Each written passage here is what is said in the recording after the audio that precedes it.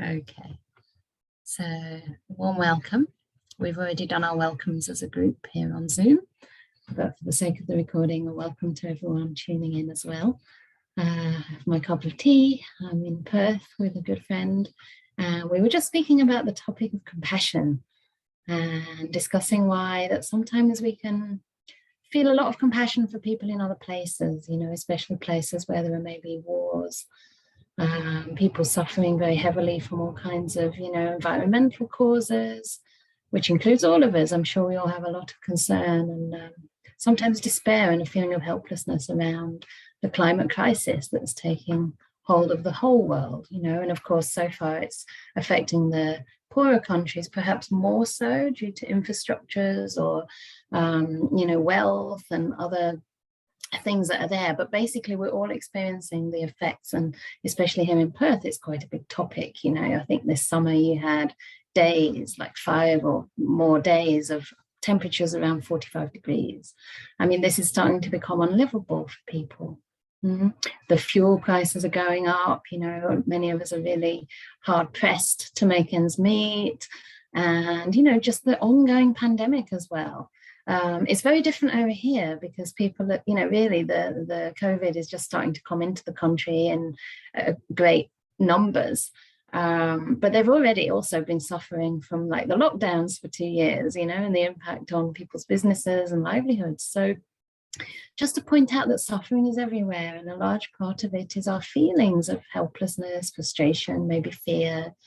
And sometimes it's easy to disregard that or to even invalidate our own feelings, thinking that someone else somewhere else has it worse.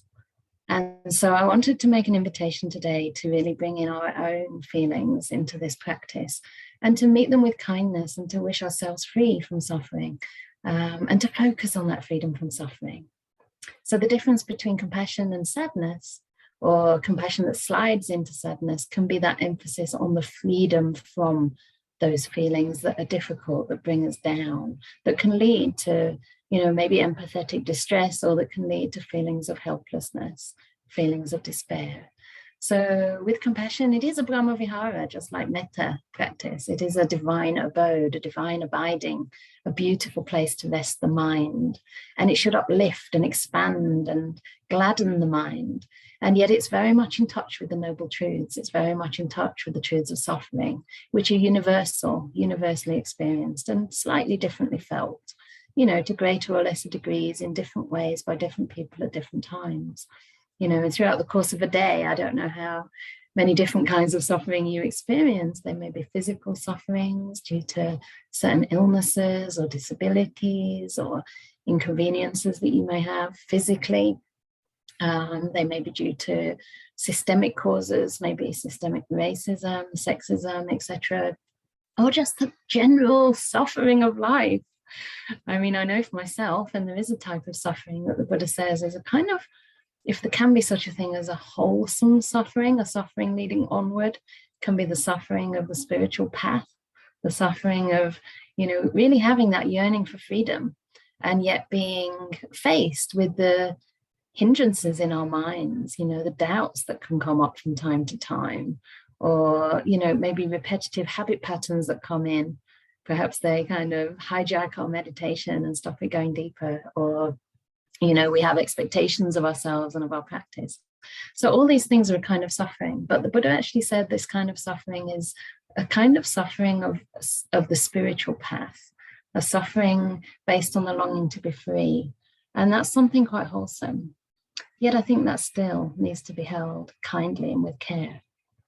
So I don't quite know how this will go today. It'll be very similar, most probably, to the usual metta practice that we do. But the phrases that I invite you to choose will be slightly more oriented towards the end of suffering. And suffering might be a strong word for some people. You might think, oh, suffer, that means like I'm oppressed, I'm really tortured or tormented. But it can really mean anything from frustration to kind of sadness to even just feeling a bit too hot. I'm sitting inside. Actually, I don't have AC in this room, but it is quite warm. And maybe Christina feels the same, sitting there in Perth. Sometimes in the West, we might have snow. In Europe, there's been snow. So whatever kind of difficulties you face, just to really wish yourself freedom from suffering. You know, may you be free from all obstacles on the path. May you be free from fear. Maybe you be free from anxiety. May you really be free from suffering, physical and mental suffering, all kinds of dangers, all kinds of obstacles to your freedom and peace.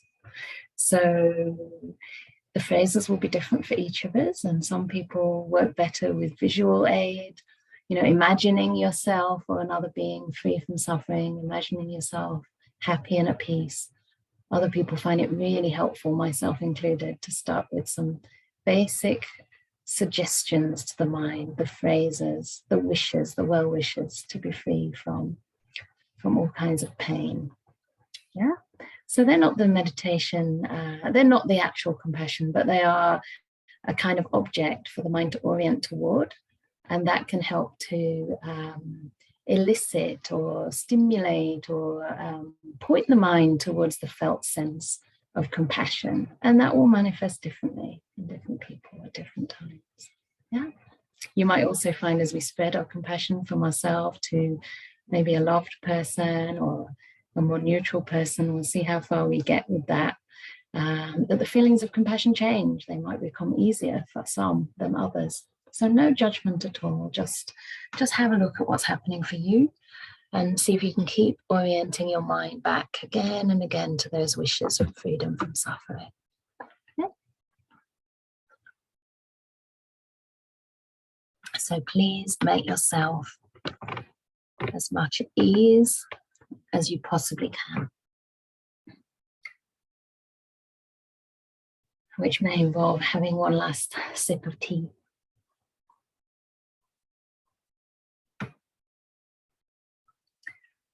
You might decide to cross your legs and then find your jeans are a bit tight. So you might want to sit in a different position today.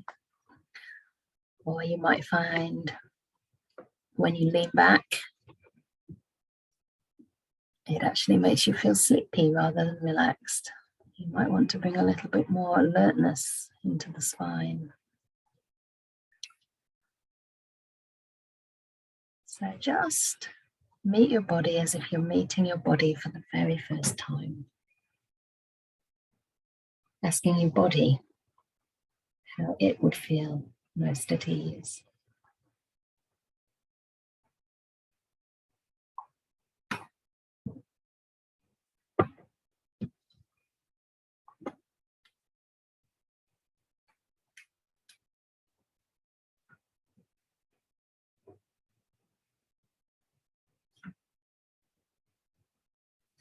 And with your eyes closed, as usual, gently bringing mindful and kind awareness,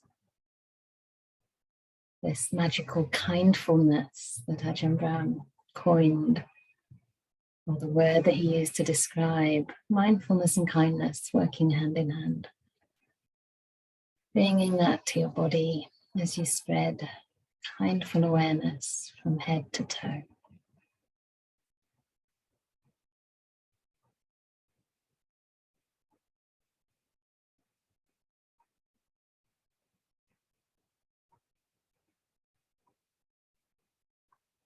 Receiving any sensations you experience along the way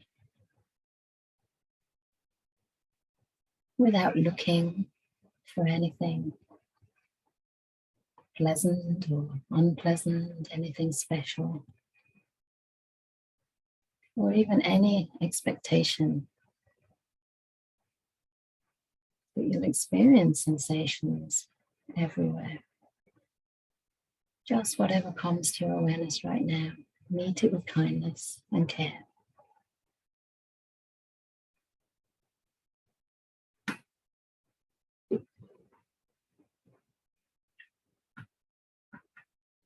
And you may still adjust your position like I just did myself, if you find that it would be kinder to your body to readjust.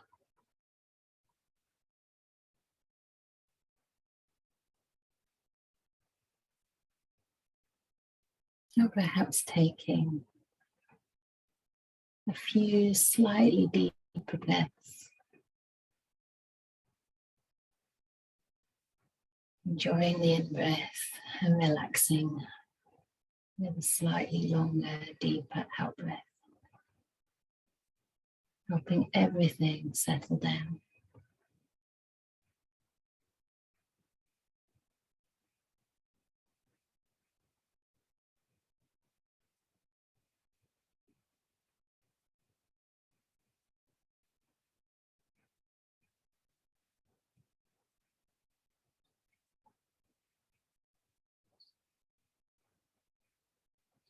And as you become aware of your body and the feelings in the body, you may also start to feel connected to your emotional world. The two are so interrelated.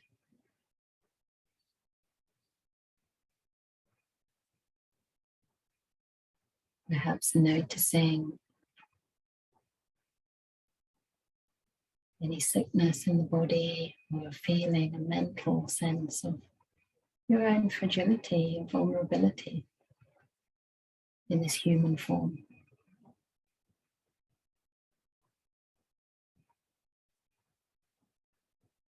Perhaps you're feeling rather frazzled after a busy day, or maybe a restless night. Perhaps due to the noise that you're experiencing from the building works someone here has shared. Or perhaps just maybe not possible to explain sadness.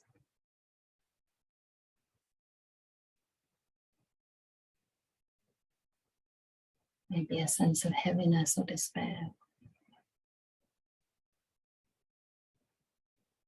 Just meeting that with kind, loving awareness.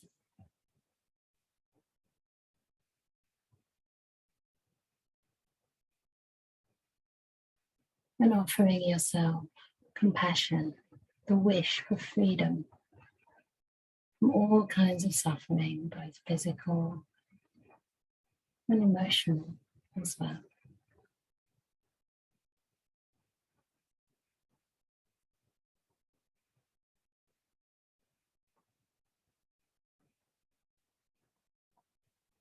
Experimenting with phrases that work for you.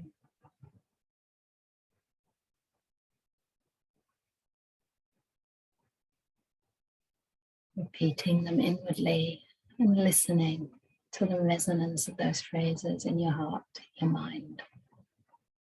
Staying connected with your body.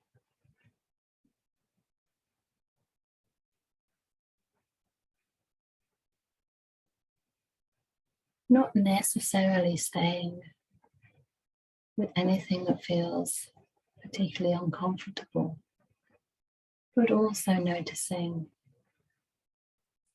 any place in the body or mind that feels a little bit easeful and relaxed.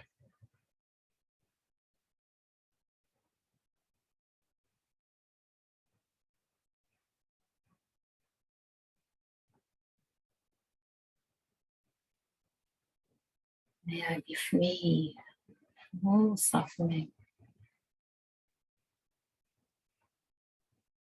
And really imagine that freedom, that wish coming true.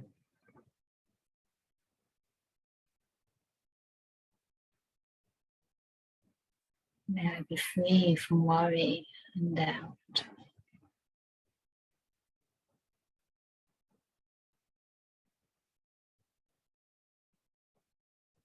May all obstacles on my spiritual path be removed.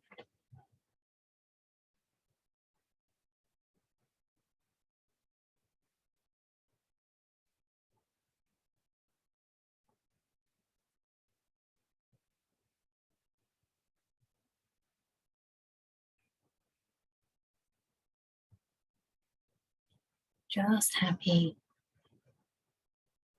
to repeat these phrases without any demands at all. trusting in the power of these intentions to gradually guide the mind towards that release.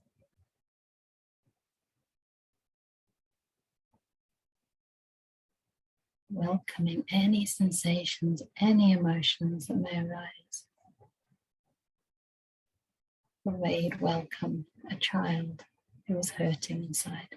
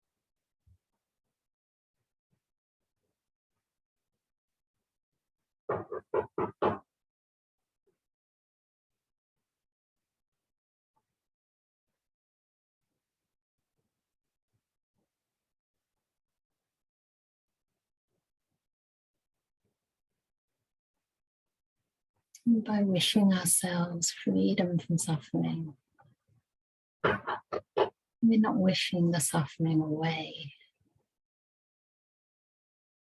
but we're learning to meet it and care for it. Allowing any emotion to simply arise, be felt, and be cared for as it passes through.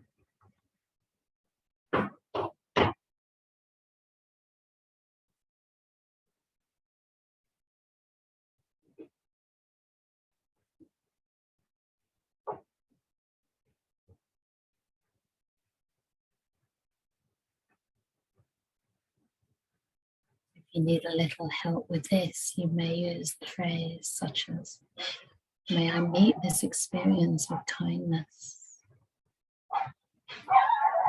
with tender concern," or anything else that works for you.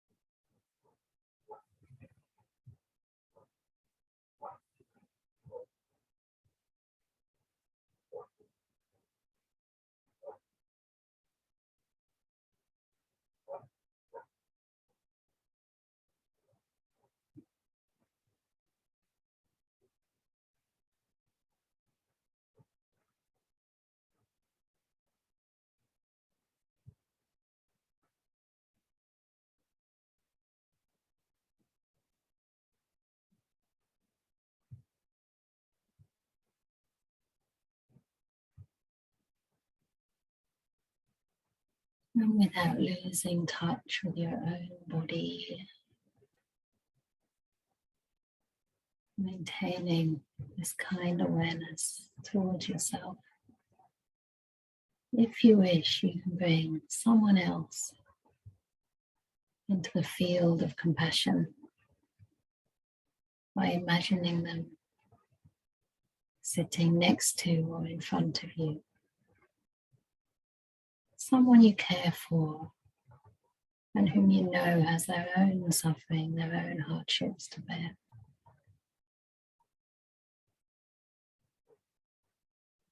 I can't think of anyone who doesn't, but there may be someone in particular that comes to mind.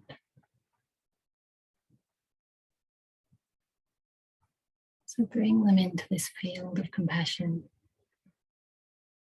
imagining that you're holding with their hand or looking into their eyes.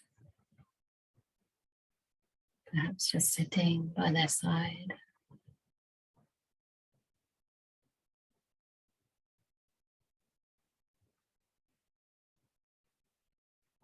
See how those phrases wish to express themselves toward this person who's dear to you.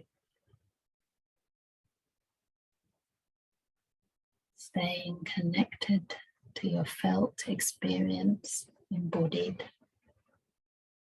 grounded, and also maintaining this connection to the person you're generating compassion toward. Picturing them free from suffering.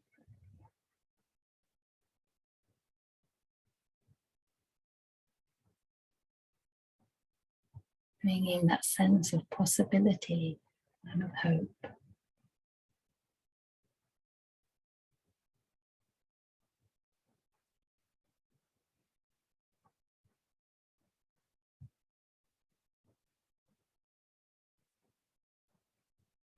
May you be fully free from suffering.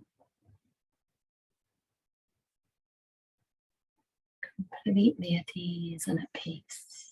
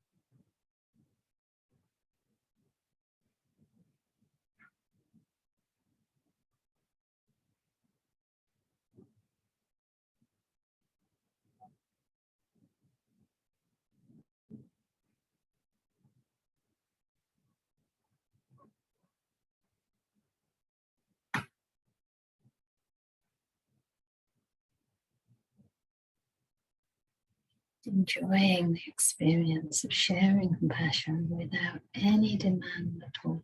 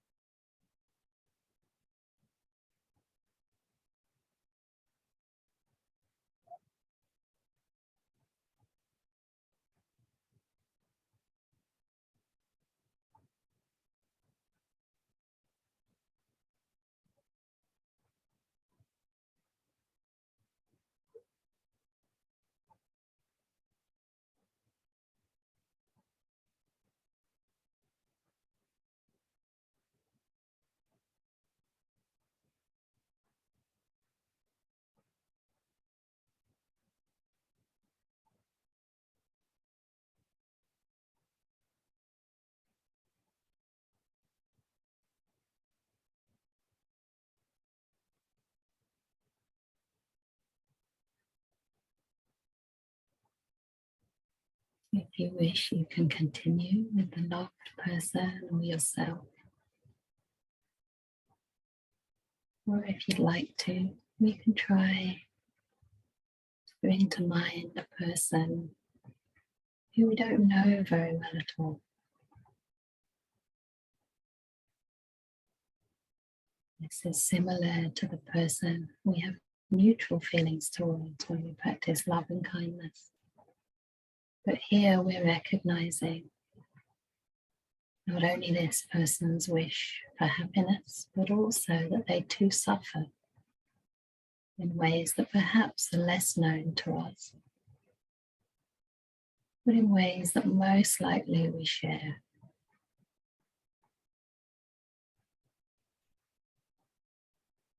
It might be the person who delivered groceries to you, the person who works in the same environment we never really have a chance to meet, get to know. Could even be someone you heard about in a newspaper, someone whom you don't have any investment with, a person you perhaps never really gave a second thought.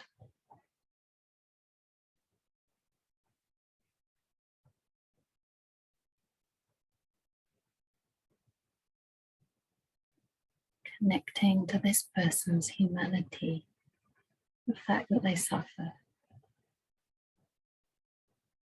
and your own wish that they be free.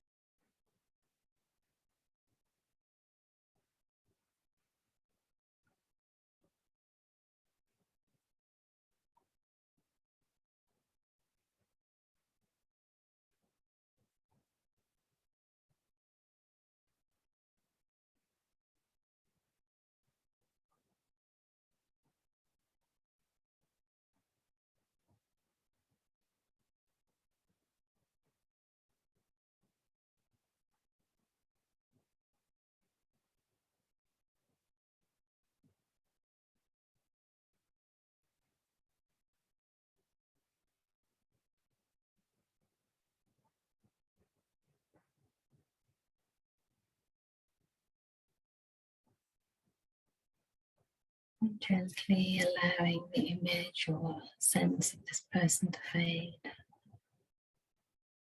Staying connected to your own experience, to your compassionate thoughts. And if you wish, bringing to mind a person who you find difficult, perhaps not a person too close to you, or perhaps someone in your greater circle or in the outside world. Perhaps someone inflicting harm on others. Someone whose intentions are hard to understand. And recognizing that this person also suffers greatly.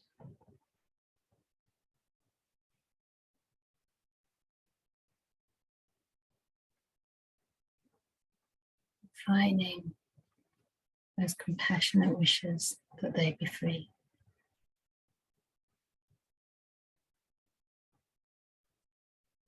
Allowing your heart to respond as it will.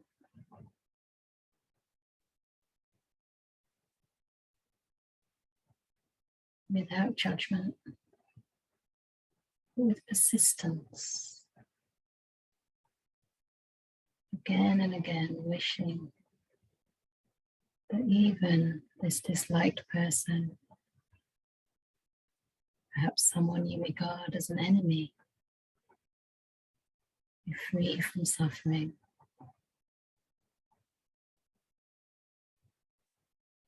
Free from sorrow and despair. Really picturing this happening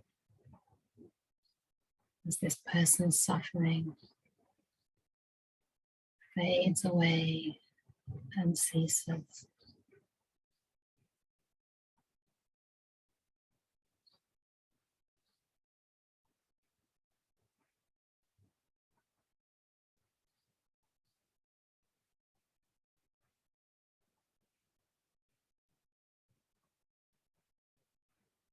Bringing more peace and harmony into this world.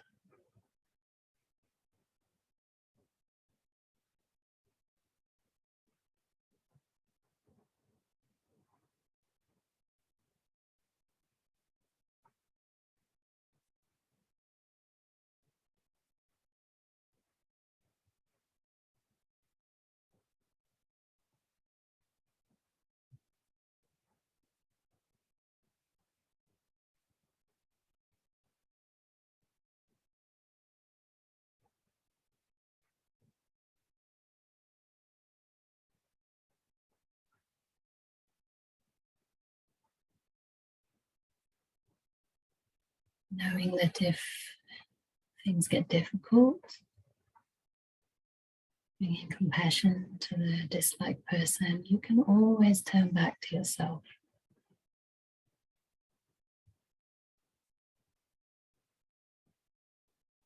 Holding your own suffering in kind awareness and wishing yourself freedom from all affliction, from all despair.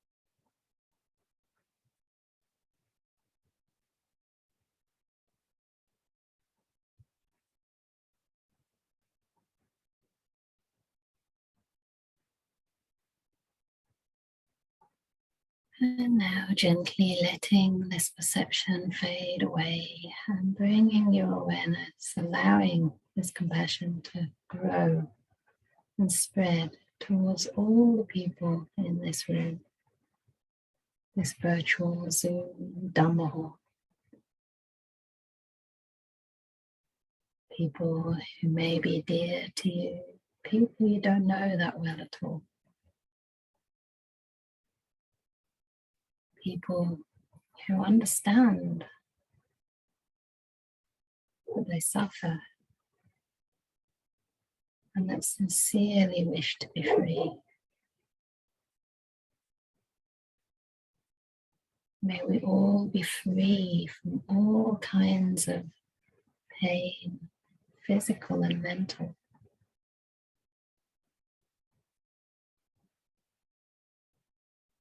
May we be free from anxiety, depression, or despair.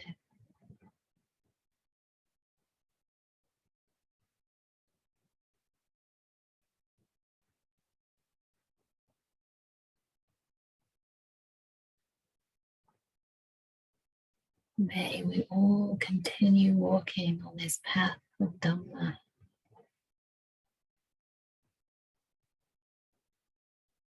without any obstacles,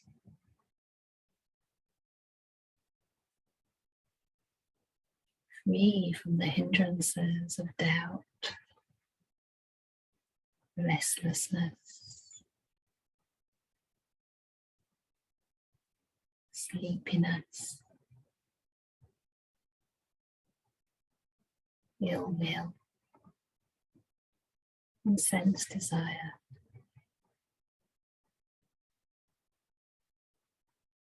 May all obstacles dissolve, and may we all experience the highest bliss.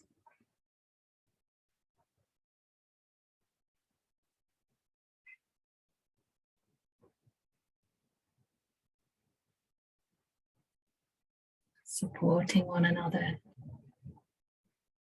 through the difficult times as well.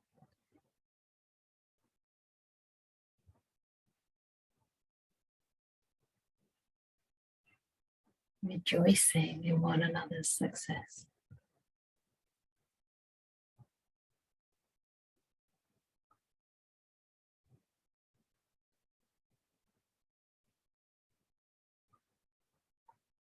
This compassion spreads even further than this room toward wherever each one of us is now living, and to the areas around us and beyond, to all beings everywhere. Recognizing that no matter whether rich or poor, whether healthy or sick,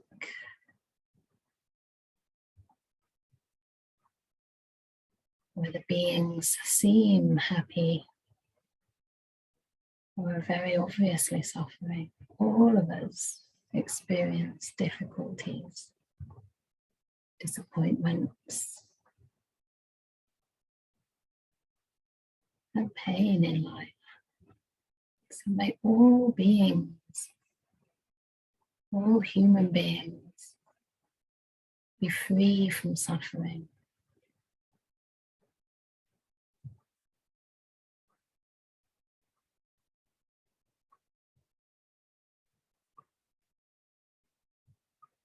May all those in countries where there's famine or war, may they be safe, may they be protected.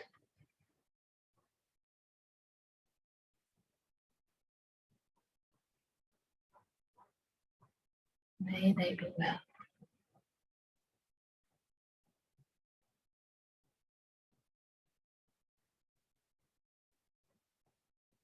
May all suffering caused by the climate crisis,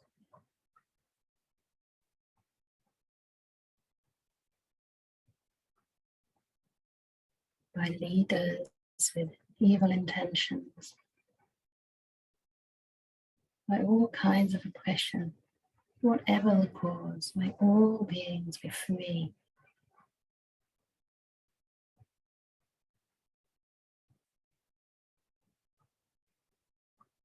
May all violence abate. Imagine a world just for a moment where all beings, all societies, all countries live in peace. where all beings have enough to eat, to sustain themselves, even to thrive.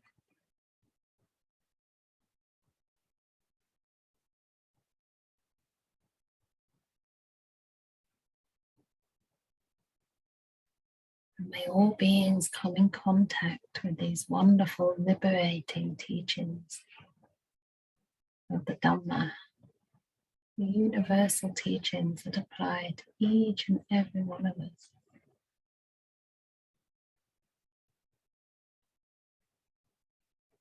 Leading to insight into suffering and its cause, its deeper cause inside the mind.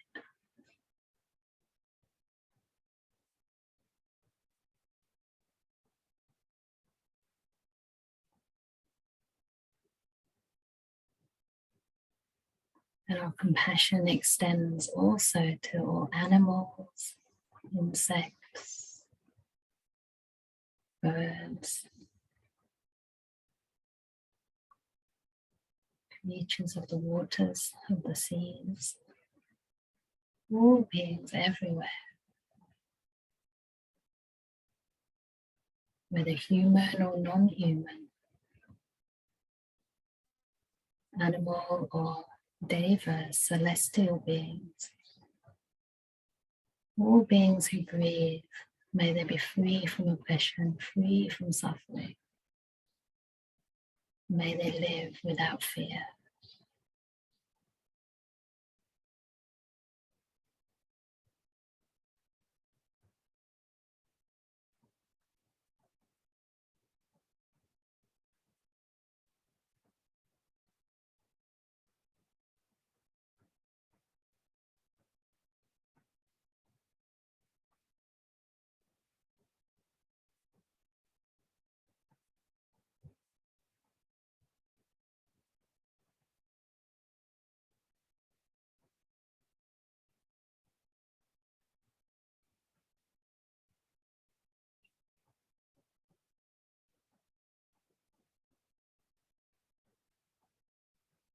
Imagining holding the whole world in your heart.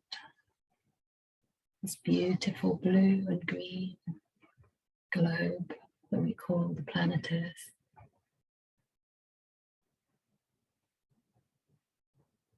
Imagine that sense of peace, safety, come over the whole world as though the world were cloaked in white.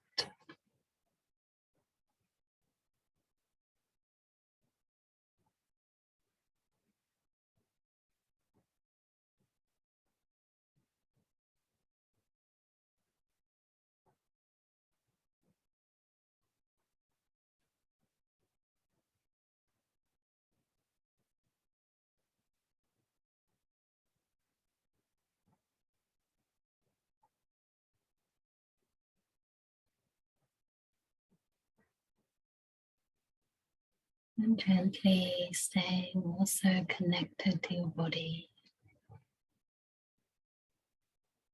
perhaps to the area around the heart. As I chant the final blessing.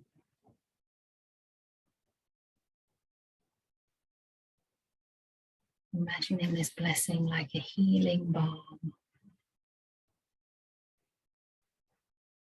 passed down through generations from the Buddha,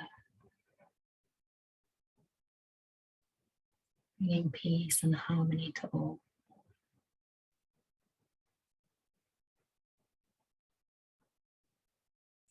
Sabbe sata, sabbe pana,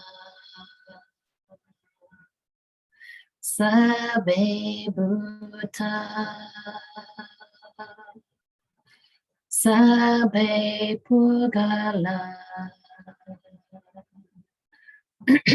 sabbe atabhawa pariyapana, sabayitio, sabbe purisa, Sabe Ariya, Sabe Anariya, Sabe Deva, Sabe Manusa, Sabe Vinipadika, Awera Hontu, Abhyapacha Hontu, Aniga Hontu, Sukhiyatanam Pariharantu, Dukkha Munjantu, Yadalada Sampatito, Mawe Gajantu, Kamasaka.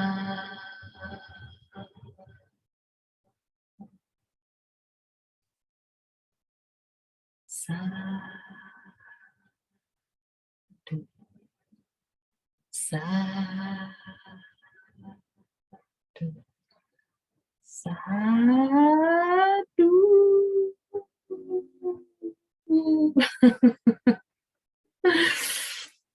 I wonder if you'd all do that if you're also being recorded.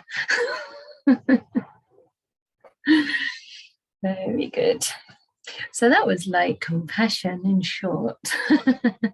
A very quick journey through various kinds of beings, and hopefully you can maintain that connection with yourself as well. So these are just really tasters in a way. I mean, maybe it'd be good to do a retreat on the Brahma Viharas at some point, like a proper in-depth retreat, because you could take any part of this and work with it, you know, anytime you could, anytime you feel it's appropriate. Or maybe just even any time a particular person comes to mind. And that person might be yourself, you know, for whole chunks of your life. I know that Bhante Sujato, one of my sort of spiritual friends, he practices metta towards himself. That's his main practice. And I do think it's important to try practicing with all kinds of other beings too. But you can keep on coming back to yourself as and when you need. And especially if you're in some kind of caring role, or, you know, doing a lot of community service in some way, or suffering in particular ways. Maybe you're getting older, or, you know, you have particular concerns. Perhaps you're going through a period of depression. Please feel free to make yourself the center of your world, because that way you'll have more to give to others. You know, you'll have more connection with the truth of suffering, but also the way out. So try not to bypass the truth of suffering first. Don't bypass or invalidate your own feelings. You know, give them as much space as they need. And the rest takes care of itself.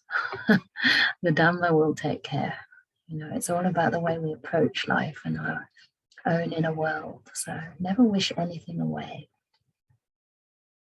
So I do wish everyone well. Yes, a Brahma Vihara retreat. Yes, yes, yes.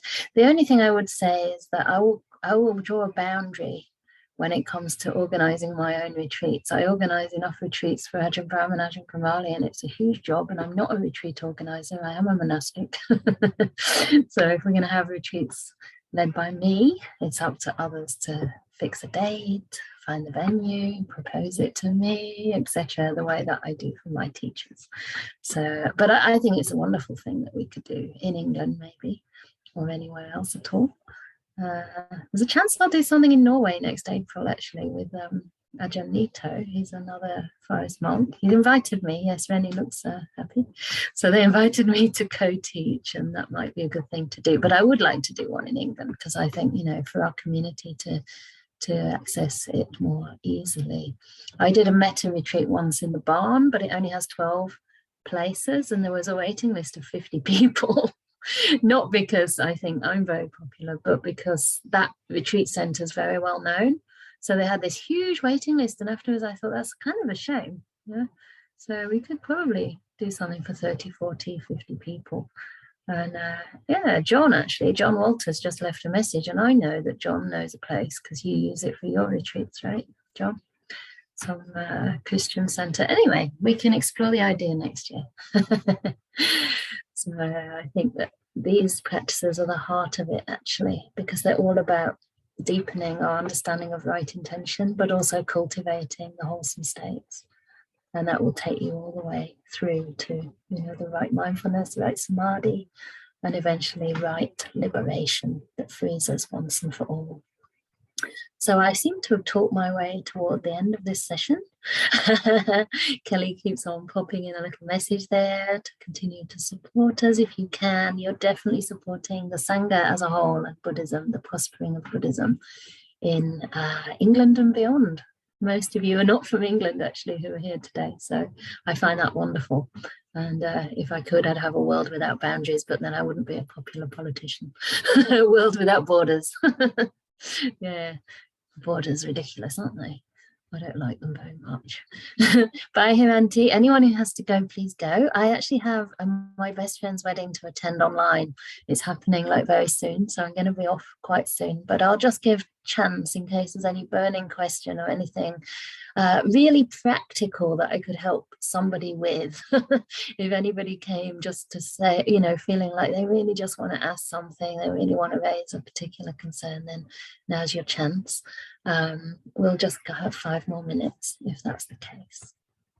And if not, please hang on because we'll finish and we can all say goodbye together. Anything. And please don't feel you're taking up my time. It's freely offered. Okay, I think we're good. So shall we perhaps stop the recording now? Bye to everyone listening online.